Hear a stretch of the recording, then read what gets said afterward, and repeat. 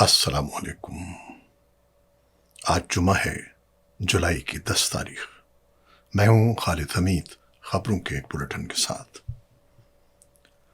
امریکہ اور ایران کے درمیان 2 روز تک جاری رہنے والی کشیدگی اور حملوں کے بعد مشرق وسطیٰ میں صورتحال وقتی طور پر پرسکون دکھائی دے رہی ہے، جبکہ ثالثی کرنے والے ممالک دونوں فریقوں کو دوبارہ مذاکرات کی میز پر لانے کے لیے سرگرم ہیں۔ ایک امریکی اہلکار نے غیر ملکی میڈیا کو بتایا کہ واشنگٹن ایران کے ساتھ مذاکرات کے عمل کے لیے پرعزم ہے اور تکنیکی سطح پر بات چیت جاری ہے۔ امریکی میڈیا کے مطابق پاکستان اور قطر بھی بطور ثالث دونوں ممالک کے درمیان سفارتی رابطوں کی بحالی کے لیے کوششیں کر رہے ہیں۔ ادھر آبنائے ہرمز میں نئی کشیدگی کے باعث بحری جہازوں کی آمد و رفت متاثر ہوئی ہے، جس سے عالمی توانائی کی منڈیوں پر بھی دباؤ بڑھنے کا خدشہ ظاہر کیا جا رہا ہے۔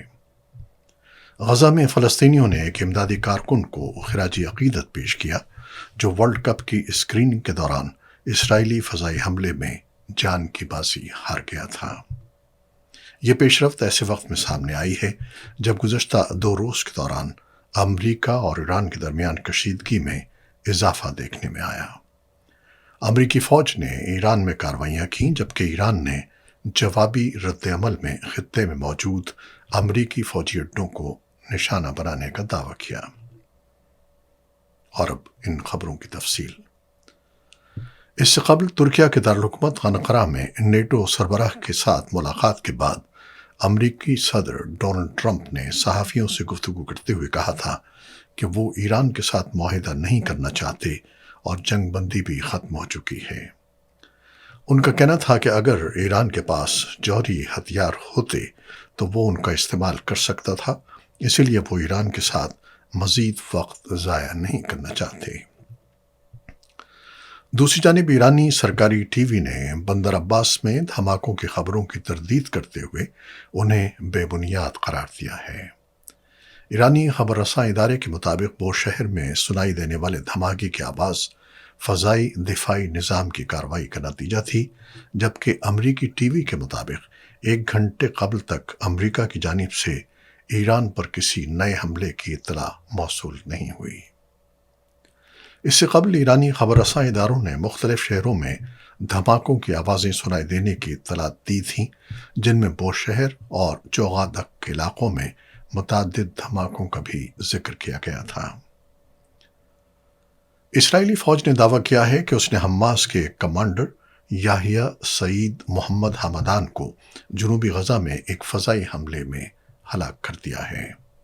اسرائیل کے مطابق وہ قسام بریگیڈز کی نقبہ فورس یونٹ سے وابستہ تھے اور ان پر 7 اکتوبر سن 2023 کے حملوں میں ملوث ہونے کا الزام تھا۔ فوج کا کہنا ہے کہ مذکورہ شخص اسرائیلی فورسز کے لیے فوری خطرہ بنا ہوا تھا، اس لیے انہیں ایک ہدفی کارروائی میں نشانہ بنایا گیا۔ تاہم حماس کی جانب سے اس دعوے پر فوری طور پر کوئی رد عمل سامنے نہیں آیا۔ دوسری جانب غزہ کے سول ڈیفنس اور صحت کے حکام کے مطابق اسرائیلی حملوں اور فائرنگ کے مختلف واقعات میں کم از کم 6 فلسطینی شہید ہو گئے ہیں۔ نوسیرات پناہ گزین کیمپ میں ایک اسرائیلی ڈرون حملے کے نتیجے میں 2 افراد جان سے گئے، جبکہ متعدد زخمی ہوئے۔ غزہ کے دیگر علاقوں میں بھی حملوں کے دوران مزید 4 فلسطینیوں کی ہلاکت کی اطلاعات ہیں۔ ادھر لبنان میں صدر جوزف اون نے فوج کے کمانڈر روڈولف ہائیگل سے ملاقات کی، جس میں جنوبی لبنان کی سیکیورٹی صورتحال اور اسرائیلی حملوں پر تبادلہ خیال کیا گیا۔ لبنانی ایوان صدر کے مطابق مذاکرات میں ان علاقوں سے متعلق انتظامات کا بھی جائزہ لیا گیا جہاں مستقبل میں اسرائیلی انخلا کے بعد لبنانی فوج کی تعیناتی متوقع ہے۔ یاد رہے کہ امریکہ کی ثالثی میں اسرائیل اور لبنان کے درمیان اپریل میں براہ راست مذاکرات کا آغاز ہوا تھا، تاہم موجودہ معاہدہ اسرائیل کو جنوبی لبنان کے زیر قبضہ علاقوں سے انخلا کا پابند نہیں بناتا۔ اسرائیلی حکام یہ عندیہ بھی دے چکے ہیں کہ ضرورت پڑنے پر کارروائیاں جاری رکھی جا سکتی ہیں۔ دوسری جانب مشرق وسطی کی صورتحال پر تبصرہ کرتے ہوئے عرب پرسپیکٹو انسٹیٹیوٹ کے بانی ڈائریکٹر زیڈون الکینینی نے کہا ہے کہ آبنائے ہرمز امریکہ اور ایران کے درمیان کشیدگی کا مرکزی نقطہ بنتی جا رہی ہے۔ ان کے مطابق دونوں ممالک اس اہم بحری گزرگاہ میں اپنے فوجی اثر و رسوخ بڑھانے کی کوشش کر رہے ہیں، جبکہ اس کے معاشی اور تجارتی اثرات نسبتاً پس منظر میں چلے گئے ہیں۔ ان کا کہنا تھا کہ آبنائے ہرمز عالمی توانائی کی ترسیل کے لیے نہایت اہم راستہ ہے، اس لیے وہاں بڑھتی ہوئی کشیدگی کے عالمی معیشت پر بھی اثرات مرتب ہو سکتے ہیں۔ ادھر روس نے امریکہ اور ایران کے درمیان جاری کشیدگی کے منصفانہ اور سفارتی حل پر زور دیا ہے۔ روسی وزیر خارجہ سرگئی لیوروف نے کہا ہے کہ کسی بھی ممکنہ معاہدے میں صرف امریکہ اور ایران ہی نہیں بلکہ خطے کے دیگر ممالک اور متعلقہ فریقوں کے مفادات کو بھی مد نظر رکھنا چاہیے۔ ان کا کہنا تھا کہ موجودہ کشیدگی سے متعدد ممالک اور عالمی معیشت متاثر ہو رہی ہے، جبکہ آبنائے ہرمز اور خلیج فارس سے متعلق معاملات پر روس اور ایران کا موقف یکساں ہے۔ انہوں نے زور دیا کہ مسئلے کا پائیدار حل مذاکرات اور سفارتکاری کے ذریعے تلاش کیا جانا چاہیے۔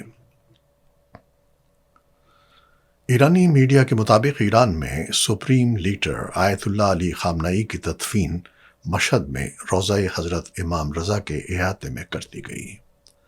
رپورٹ کے مطابق نماز جنازہ ان کے بڑے صاحبزادے آیت اللہ سید مصطفیٰ خامنئی نے پڑھائی۔ ایرانی میڈیا کا کہنا ہے کہ آیت اللہ علی خامنئی کو آخری الوداع کہنے کے لیے مشہد کی سڑکوں پر بڑی تعداد میں سوگوار جمع ہوئے۔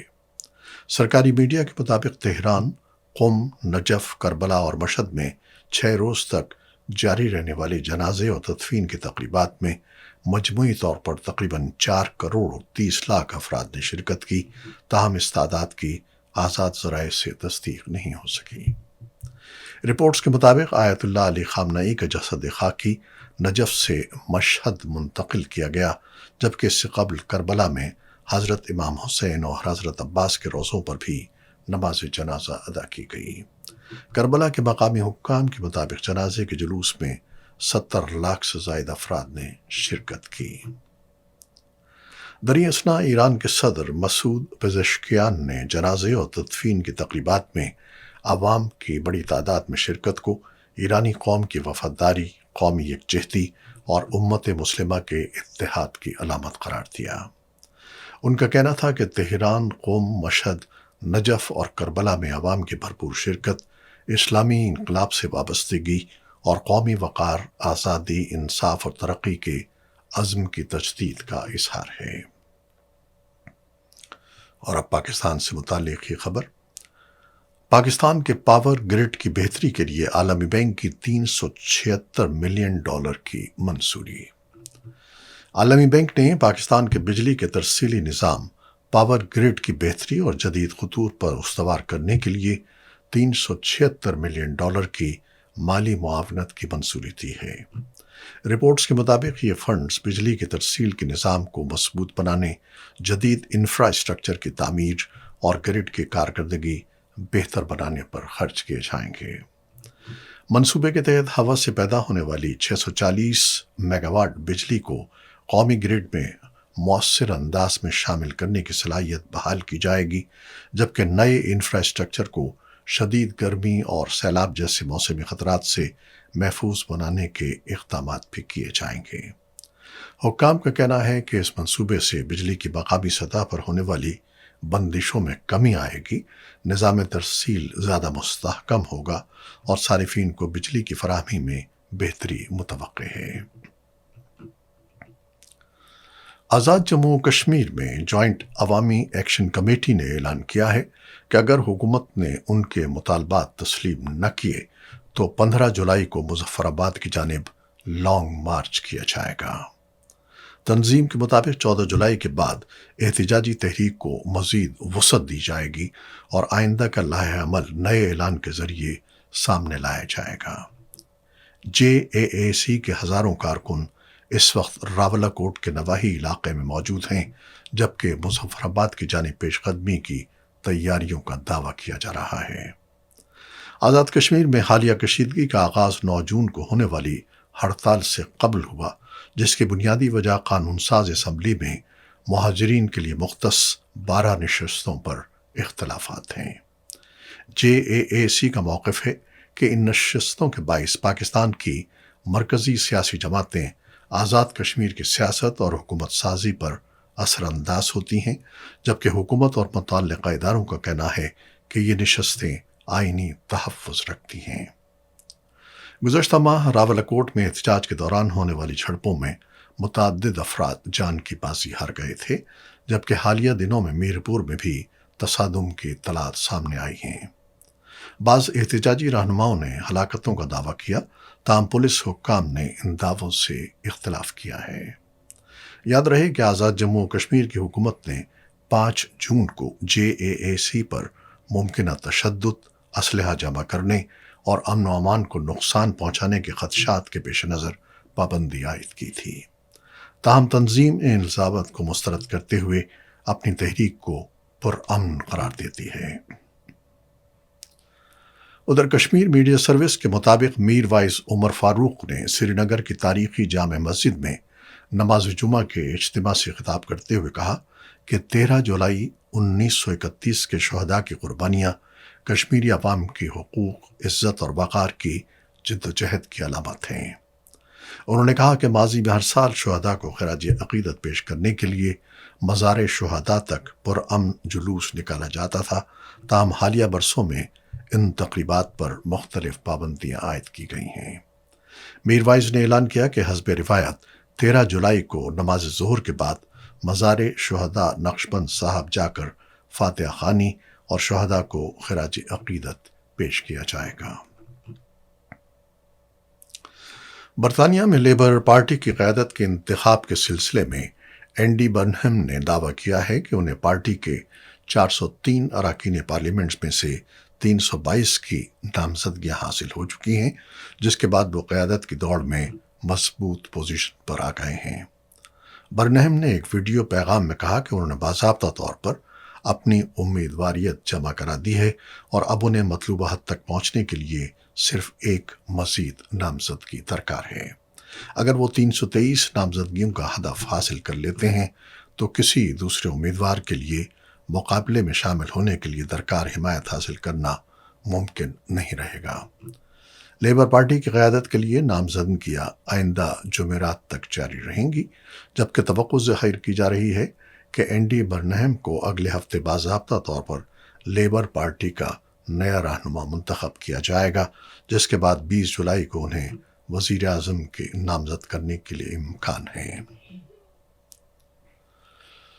وینزویلا میں 2 ہفتے قبل آنے والے 2 طاقتور زلزلوں کے بعد ہلاکتوں کی تعداد میں مسلسل اضافہ ہو رہا ہے۔ خبر رساں اداروں کے مطابق اب تک 3889 افراد جان کی بازی ہار چکے ہیں، جبکہ تقریباً 17,000 افراد زخمی اور 18,000 کے قریب بے گھر ہو گئے ہیں۔ رپورٹس کے مطابق 24 جون کو آنے والے 7.2 اور 7.5 شدت کے زلزلوں نے ملک کے مختلف علاقوں میں بڑے پیمانے پر تباہی مچائی۔ ساحلی علاقے لاگوائر کو سب سے زیادہ نقصان پہنچا، جہاں 800 سے زائد عمارتیں متاثر ہوئیں، جبکہ 190 عمارتیں مکمل طور پر منہدم ہو گئیں۔ امدادی ٹیموں نے 2 ہفتے گزرنے کے بعد زندہ بچانے والے افراد کی تلاش کا عمل تقریباً مکمل کر لیا ہے، تاہم متعدد خاندان اب بھی اپنے لاپتہ عزیزوں کی تلاش میں مصروف ہیں۔ ادھر جنوبی یورپ میں شدید گرمی کی لہر کے باعث اسپین، فرانس اور پرتگال کے مختلف علاقوں میں جنگلاتی آگ بھڑک اٹھی، جس سے بڑے پیمانے پر جانی اور مالی نقصان ہوا۔ اسپین کے علاقے اندلس کی علاقائی حکومت کے مطابق جنگلاتی آگ سے اب تک کم از کم 12 افراد ہلاک ہو چکے ہیں۔ بعض متاثرین کی لاشیں ان گاڑیوں سے برآمد ہوئیں جو آگ کی لپیٹ میں آ گئی تھیں۔ FIFA world cup FIFA world cup سن 2026 کے پہلے کوارٹر فائنل میں فرانس نے مراکش کو 2-0 سے شکست دے کر سیمی فائنل کے لیے کوالیفائی کر لیا۔ بoston اسٹیڈیم میں کھیلے گئے میچ کے پہلے ہاف میں دونوں ٹیمیں گول کرنے میں ناکام رہیں، اگرچہ فرانس کو ایک پینلٹی کک بھی ملی جسے مراکش کے گول کیپر نے کامیابی سے روک لیا۔